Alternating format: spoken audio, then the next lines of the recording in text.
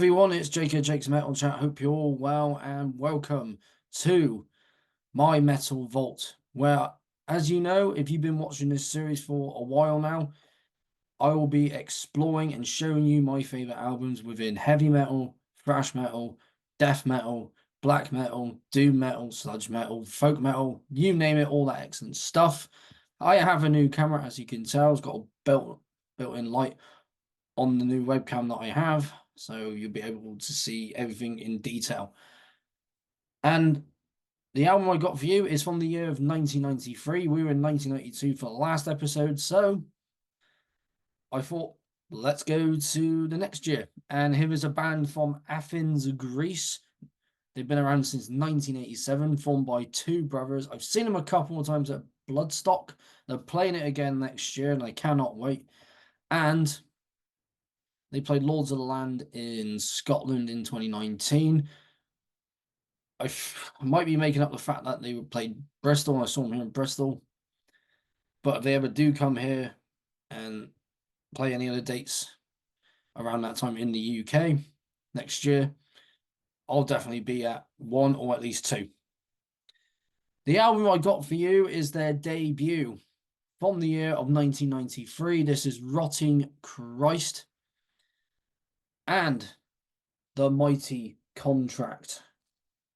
What an album this is. Just absolutely fantastic. It's a banger, a classic in black metal, and I love my black metal. I love Greek black metal. And with this band, it's they're classed as melodic black metal, gothic metal. That's for like the later releases, but this is just more on the black metal side. Of course, it's got the keyboards in there, which gives it that melodic, some melodic symphonic parts. We've got the back of the album. Sorry about the light. Of course, released by, one of my favorite labels, Peaceville Records. Okay, got the some of the band here. Sorry about the light. Up there and there. And I believe there is a booklet. Well, I say booklet because it's got all sorts. It's got, of course, the cover, band pictures of them live and them just hanging out, and more here. And a lot more here, and of course on the back there'll be lyrics and some tours that are done out. Of course, the Fuck Christ tour in 1993 with Blasphemy and Immortal. If you were there, comment down below and what was your experience. So obviously I was a kid when that was happening. And there's the lyrics right there, just showing one more time. I also have one of the EPs, and I'm going to have to get it up now. I believe, yeah, it's from 1991, called Path to Arturo. I think I just said that completely wrong, but that is the one I have. And cracking stuff. Of course, the two brothers in the band are Toulis. It's a Tolis. I think I said their last name is Ron. I'm not even going to try and pronounce their first names because I don't want to, get it wrong, But cool. Yeah, like I said, this is their debut. I've seen footage of them at on that tour that I mentioned. Found the footage on the YouTube. I'm like, because every time I've seen footage like, I'm like, I wish I got to see a lot of that. I of course show this quickly. All the stuff that you can get on Peaceville, which obviously, of course, if everyone's got that already. But yeah, I'll put that back in later. For anyone, I do this. I always do this. Anyone who's not familiar with Rotting Christ, well, again, yeah, the melodic black metal is that it's got that gothic element. It's got, of course, with the keyboards, it gives it that melodic, symphonic, goth feel. Of course, the later stuff sounds more on the goth side as opposed to the black metal side, but it blends them both together, and it's just absolutely awesome stuff. This is an excellent album, and once again, a timeless masterpiece. To me, it is. There's an interesting fact about this band, well, a fact nonetheless. From the year 1987, when they formed, to 1989, they played grindcore, and their first demo was, well, the 1989 demo was basically a grindcore sound, basically. You know, trying to think which one now. Decline's Return. I think that was more on the grindcore, because a lot of songs are like either 22 seconds long to a minute long to 2 minutes long. That demo being like 9 minutes and 30 seconds. And of course, the Mighty Contract here would be 37 minutes and 13 seconds. Because there's a lot of long songs. And if you have, and you do follow me on Instagram, you would notice that I posted this on my channel of what albums I'm listening to. Albums, EPs, compilations, demos. You know the gist. You like, all right, just getting onto that subject of that some bands may not be your cup of tea, so to speak. You may not necessarily like bands with keyboards if you're like, nah, I'm not a fan of that. But I like metal bands that use keyboards. There's a lot of them that do. Obviously, a lot of folk metal bands do. Of course, Nocturnus use keyboards. They were one of the first death metal bands to do that. And of course, all the earlier albums by Merciful Fate use keyboards.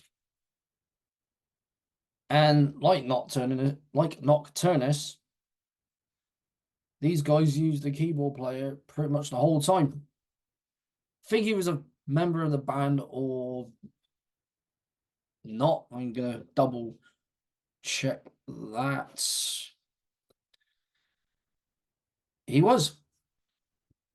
And he also did some backing vocals on that. Well, the footage I found, he wasn't doing any vocals, he was just playing keyboard. And yeah, cool. There's just so much about this band that, you know, that people can enjoy. And of course, I'm wearing Worm today, I'm wearing my long sleeve, and of course I've mentioned Worm have those similar keyboard sounds as to Rotting Christ, because this band has a lot of influence from this band, definitely. And I was literally thinking that when I was picking out albums to listen to, and I going back to Worm and then going back to Rotting Christ, and how much these guys are influenced by these guys, definitely shows. And I know there's a lot of other bands out there that would be influenced by this band as well. And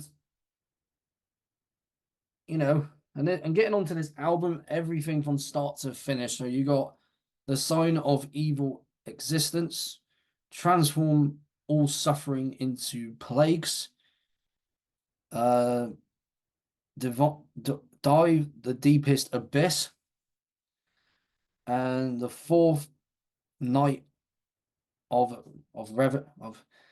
Revelation.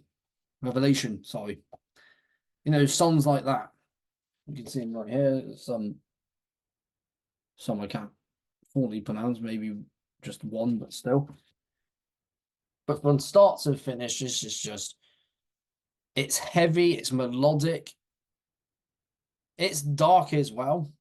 Just because it's melodic, it doesn't mean it can't sound dark. I've heard a lot of melodic metal albums, death metal albums, black metal albums, which obviously it's, like I say, it's melodic, but it's also dark as well. And evil, this is also an evil sounding record. with those elements of melodic, with all that elements of the the melodic sound. And obviously they continue to do that on later records. And if you ever get a chance to see these guys live, wherever they may be playing, sorry about that, get a bit blowy, definitely go watch them. This is a band that I seriously do highly recommend that you check out, and also buy their records. Of course, some people, when it comes to bands with keyboards, are like, oh, I don't know about that. And with this band and the other bands that I've mentioned that have keyboards either as a full-time member or used in studio, it works for that style, definitely. Like, of course, I've heard a lot of symphonic metal bands that use keyboards, and obviously, Nocturnus are using keyboards all the time, and Rotting Christ using keyboards. And there's many more bands like these guys that use keyboards. And with this style of black metal that they do, it definitely works. It's like I said, it won't be for everyone, but for those watching and like, oh yeah, love Rotting Christ, love that, love keyboards in black metal, love that, I love the sound that it gives to it, then yeah, this is a band for you. But for anyone who's a bit like, okay, I'll go check him out, see what I like, yeah, definitely do. This is obviously this is their debut from 1993, but you might be listening to, let's get up the list again, to their last release, The Heretics, from 2019, which is more on the gothic side, but still has, a lot of black metal in there. So it's gothic, melodic black metal, yeah, basically melodic black metal with gothic metal elements in there. And so you might start with, like you said, The Heretics or Rituals. But if you want early, and I mean like early Rotting Christ, then definitely this album and Passage to Arturo. Still think I'm saying that wrong, but that EP, the 1991 EP, you want that early melodic black metal sound, then this is definitely for you. And just get a bit of coffee in.